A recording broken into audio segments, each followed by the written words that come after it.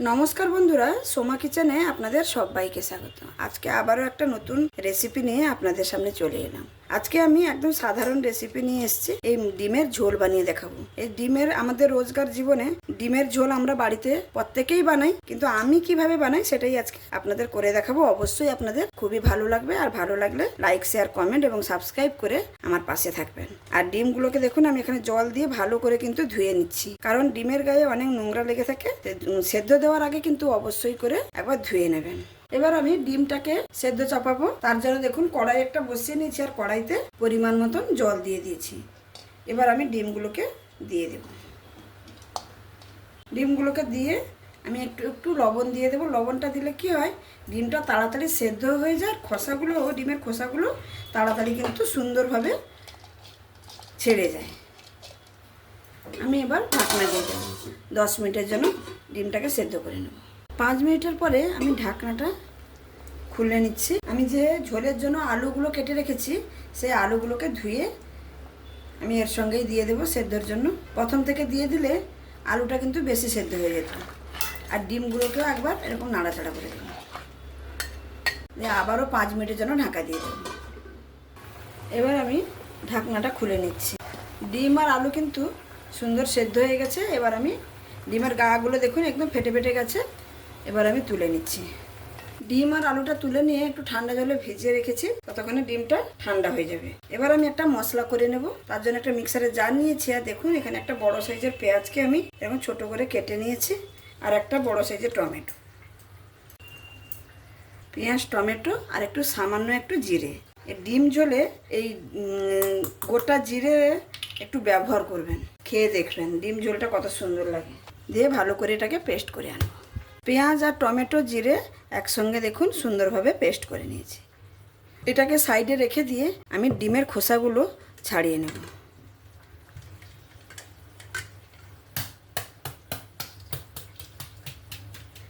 কতটা সুন্দরভাবে কিন্তু ডিমটা সেদ্ধ হয়েছে।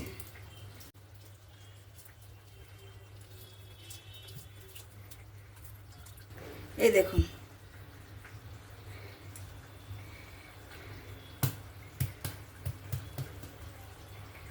এরকমভাবে আমি সমস্ত ডিমগুলোকে আমি ছাড়িয়ে নেব।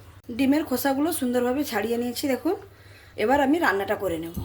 ওই কড়াইতে আমি রান্নাটা করে নেব। প্রথমে আমি ডিমটা ভেজে নেব। তার জন্য একটু তেল দিয়ে দিচ্ছি। এই তেলের উপরে একটু লবণ দিয়ে দিচ্ছি, আর সামান্য একটু হলুদ। ডিমগুলো দিয়ে দিচ্ছি।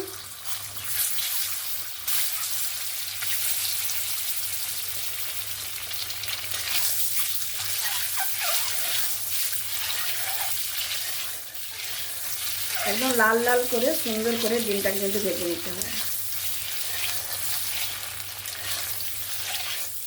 ডিমটা দেখুন কত সুন্দর লাল করে একদম ভেজে নিয়েছি।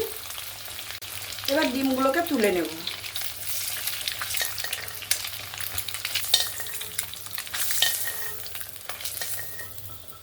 ওই তেলের মধ্যে সামান্য একটু তেল আছে, আলুগুলোকেও ভেজে নেব।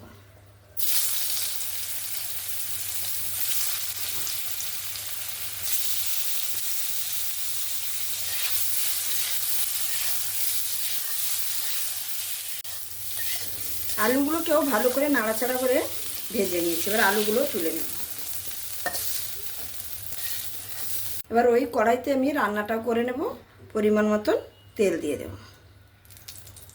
একটা তেজপাতা দিয়ে দেবো ফোড়নের জন্য, আর 3টা চেরা কাঁচা লঙ্কা।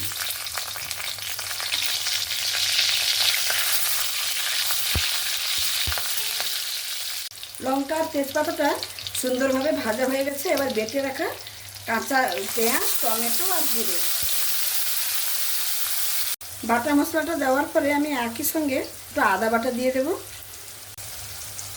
আর দেবো রসুন বাটা। একই সাথে আমি গুঁড়ো মশলাটাও দিয়ে দেব। পরিমাণ মতন হলুদ, পরিমাণ মতন লবণ, পরিমাণ মতন ঝাল লঙ্কার গুঁড়ো।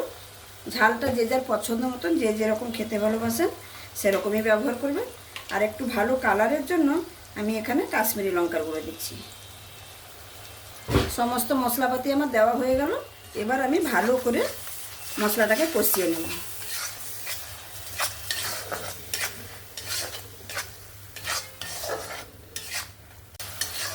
সুন্দরভাবে কষিয়ে নেব যতক্ষণ না মশলা থেকে তেল ছাড়তে শুরু করবে।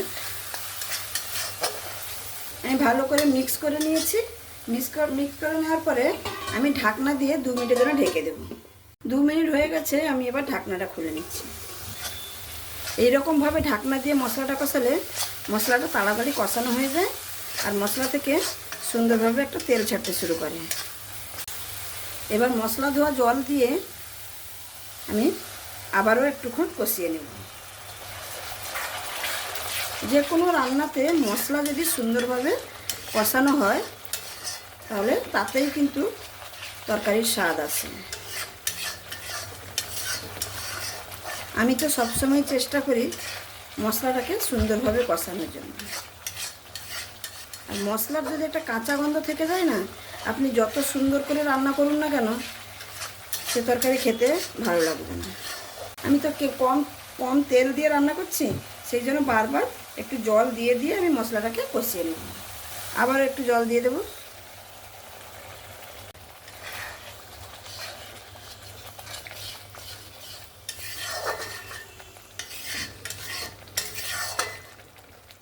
মশলাটা এখানে আমি প্রায় 5 থেকে 7 মিনিট ধরে জল দিয়ে দিয়ে সুন্দরভাবে কষিয়ে নিয়েছি। এবার মশলা থেকে একটা সুন্দর গন্ধ বেরোচ্ছে আর তেল ছাড়তে শুরু করেছে।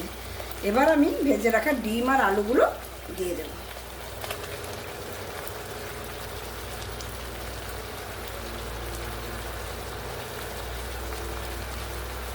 দিয়ে মশলার সঙ্গে ভালো করে একটু কষিয়ে নেব।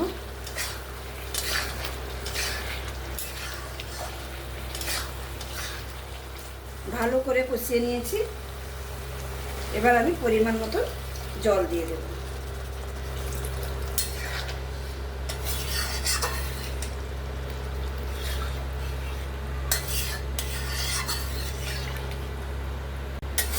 আমি পরিমাণ মতন জল দিয়ে দিলাম। আপনারা আপনাদের পরিমাণ মতন বুঝে জলটা ব্যবহার করবেন। এবার আমি 5 মিনিটের জন্য ঢাকা দিয়ে দেব। 5 মিনিট হয়ে গেছে, এবার আমি ঢাকনাটা খুলে নিচ্ছি। দেখুন কি সুন্দর একটা কালার এসছে।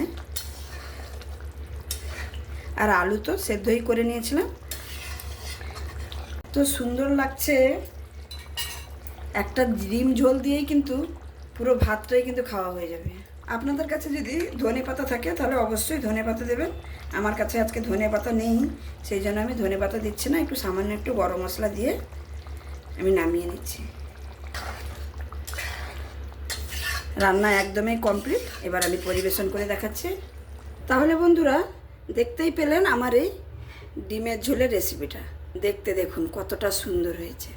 আর এরকমভাবে ডিম ঝোল বানালে সবাই কিন্তু বানায়, সবাই যে যার মতন করে ডিমের রেসিপিটা বানায়, কিন্তু আমি এরকমভাবে আমার বাড়িতে আমি ডিমের ঝোলটা বানিয়ে থাকি আর সবাই কিন্তু খুবই প্রশংসা করে। একবার অন্তত এইভাবে আমি যেরকম আজকে বানিয়েছি একবার ট্রাই করে দেখবেন। এতটা সুন্দর লাগলে না বানিয়ে খেলে কিন্তু বুঝতে পারবেন না। তাহলে আমার এই রেসিপিটা যদি আপনাদের ভালো লেগে থাকে তাহলে অবশ্যই লাইক, শেয়ার, কমেন্ট এবং সাবস্ক্রাইব করে আমার পাশে থাকবেন।